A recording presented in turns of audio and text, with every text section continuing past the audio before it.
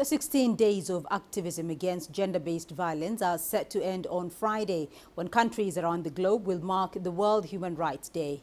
The annual international campaign that kicks off on the 25th of November, which is the International Day for the Elimination of Violence against Women, aims to draw attention to efforts to end the violence. But as CGTN's Wilkister Nyabwa tells us, a section of African countries continue to record high numbers of incidents of gender violence. In early October, police in Kenya's Rift Valley region arrested a 40-year-old man after he allegedly hacked his 20-year-old wife to death. Neighbors say Polo Chieng and his wife had had domestic disputes before. This last one escalated, ending in tragedy. This is just one in a raft of stories of gender-based violence that have hit Kenyan headlines in recent months. Gender-based violence refers to instances where violence is perpetrated against a person because of their gender. The violence may be physical and sexual, domestic or emotional. Victims can be male or female, but it is women and children who bear the brunt, in part because they are often at a disadvantage. And when I talk about the most vulnerable, I include children, boys and girls, and I include the elderly. The United Nations reports that globally, nearly 1 in 3 women have experienced abuse in their lifetime, and these numbers are likely to go up in times of crisis, such as during the COVID-19 pandemic. And this is why the 16 days of activism against gender-based violence are so important, to raise awareness and to also draw attention to the fact that it can be stopped.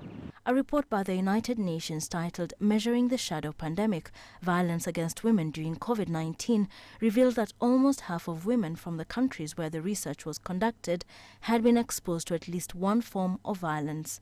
Exposure to violence was highest among women in Kenya, Morocco, Jordan and Nigeria. Kenya's National Crime Center reported that GBV cases increased to 2,032 between January and June 2021 from 1,057 cases reported in the entire year of 2019. When people are stressed, they feel locked in, and then they tend to get more irritable, more angry, more aggressive. Harmful cultural traditions and norms also contribute to the problem, making it difficult for women to leave abusive situations.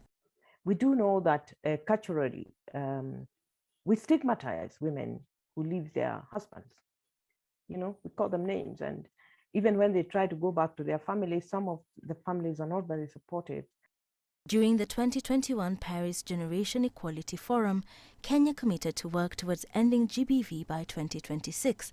Even as it heads to elections in 2022.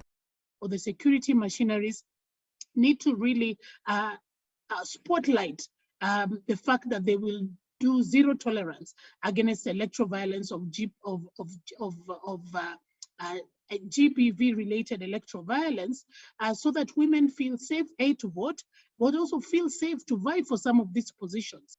Addressing harmful cultural traditions, implementing legal measures, and empowering vulnerable groups are some of the steps that can make a difference in meeting this life-saving goal. Wilkister, Nyabwa, CGTN.